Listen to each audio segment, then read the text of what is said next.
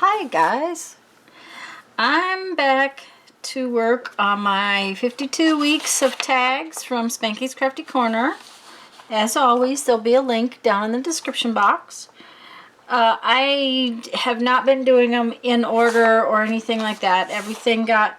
I have a bunch. I still haven't done week 14 or 18, I guess. But I'm going to work on week 28, which the word is travel. The material is use a map, and the color combination is berry, olive, and eggplant. And that is a tough one, guys, because it just is not coming out. So hopefully I can use at least some of those colors and do something, but this may be one where I don't do all the colors because it just doesn't seem to me like those are all going to go together very well. So at least with the road map. So anyways, I'm here. I'm going to work on week 28. I'm just going to work on it, and I'll be back at the end to let you know how it went. Okay? I have a bunch of stuff out, by the way. Some stamped stuff, some rubber stamps, my piece of road map, all these things so that I can try to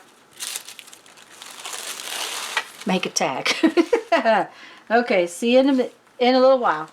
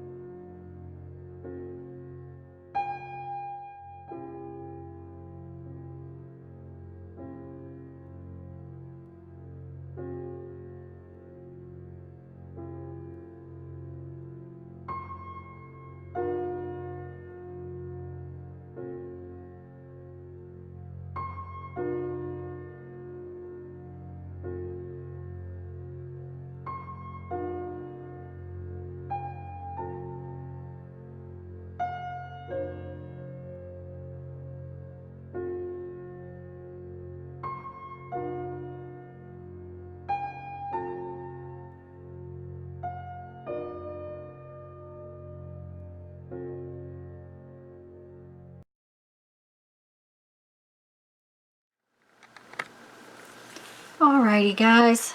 As of right this minute, I'm not sure how much of the video I lost in the middle.